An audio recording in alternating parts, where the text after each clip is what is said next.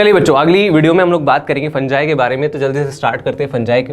Fungi में हमने कहा सर किंगडम माइकोटा है, जहां पर मल्टीसेलुलर यूकैरियोटिक ऑर्गेनिजम्स को रखा गया है। हैबिटेट की बात करें, मॉइस्ट ह्यूमिड एनवायरमेंट्स में आपको देखने को मिलेगा। एक्वाटिक भी हो सकते हैं, साथ में पैरासाइट्स होते हैं, या फिर सेप्रोट्रॉस्ट डेड डिकेइंग मैटर पे आपको मिल सकते हैं। इसके बाद बॉडी फॉर्म सारे के सारे मल्टीसेलुलर फिलामेंटस है।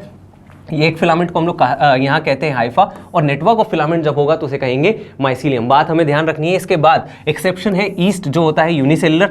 माइसीलियम जो है बच्चों, ये दो टाइप का हो सकता है। पहला एसेप्टेट एंड सिनोसेटिक। एसेप्टा यानी बीच में कोई भी वॉल्स नहीं है, इसीलिए मल्टी न्यूक्लिएटेड कंडीशन फाइकोमाइसिटीज में मिलता है केवल। तो याद रखना है फाइकोमाइसिटीज का होता है एसेप्टेट, बाकी सबका कैसा सेप्टेट एंड ब्रांच। तो एस्कोमाइसिटीज, बेसिडियोमाइसिटीज एंड ड्यूट्रोमाइसिटीज। चलिए आगे चलते हैं। इसके बाद हमने कहा रिप्रोडक्शन सर तीन टाइप का होता है। वेजिटेटिव हो सकता है, एसेक्सुअल हो सकता है, सेक्सुअल हो सकता है। वेजिटेटिव में फ्रेगमेंटेशन, क्योंकि सारे फिलामेंटस है।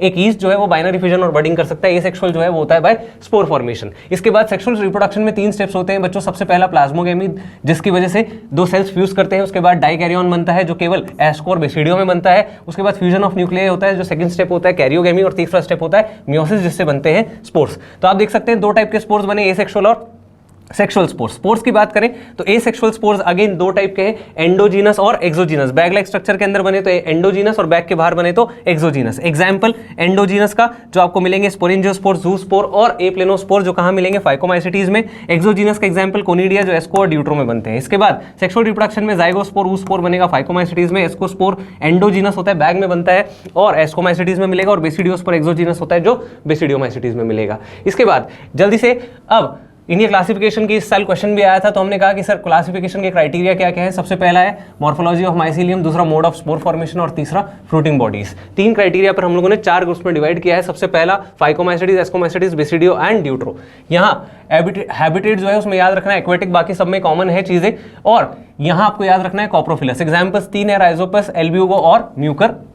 और एल्ब्यूगो जो है it is parasite on mustard. यहाँ एग्जांपल्स हैं एस्परगिलस, क्लेविसेप्स, न्यूरोस्पोरा, जेनेटिक्स में यूज किया जाता है। मोरल्स एंड ट्रफल्स एडिबल है। पेनिसिलियम से आपको पता है कि यहाँ पर आपको क्या मिलता है, एंटीबायोटिक्स। और ईस्ट जो है वो आपको अल्कोहल प्रोडक्शन में और ब्लड फॉर्मेशन में हेल्प करता है। बेसिडियोमाइसिटीज की बात करें, मशरूम ब्रैकेट फंजाई या फिर पफबॉल्स कहा गया, डेड डिकेइंग मैटर पे या पैरासाइट हो सकते हैं। फ्रूटिंग बॉडीज को बेसिडियोस कार्प्स कहा जाएगा, और बेसिडियोस्पोर्स आर प्रोड्यूस एक्सोजीनसली। जबकि यहाँ एस्कोस्पोर्स जो है वो कैसे बन रहे थे, एंडोजीनसली बन रहे थे। एग्जांपल्स की बात करें, एगैरिकस, यूस्टिलागो एंड पक्सीनिया, इसे स्मट कहते हैं, इसे रस्ट कहते हैं। दोनों व्हीट में डिजीज होते हैं। इसके बाद ड्यूट्रोमाइसिटीज की बात करें, इम्परफेक्ट फंजाई कहा जाता है। सेक्सुअल रिप्रोडक्शन या तो एब्सेंट होता है, अगर मिल जाता है तो एस्कोमाइसिटीज और बेसिडियोमाइसिटीज में भेज देते हैं। और इसके मोस्ट ऑफ द मेंबर्स जो है वो डिकम्पोजर्स का रोल प्ले करते हैं। Example ordinaria, Colletotrichum and trichoderma.